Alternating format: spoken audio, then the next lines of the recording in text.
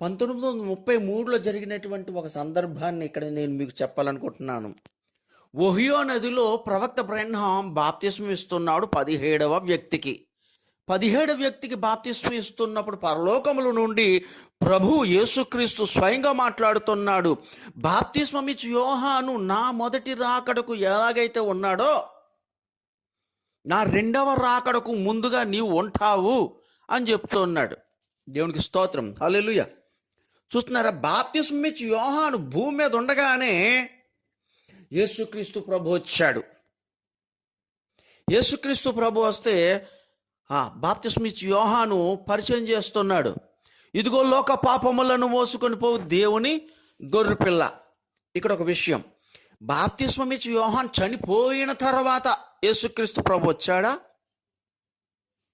బాప్తిస్మం ఇచ్చి యోహాను బ్రతికుండగానే యేసుక్రీస్తు ప్రభు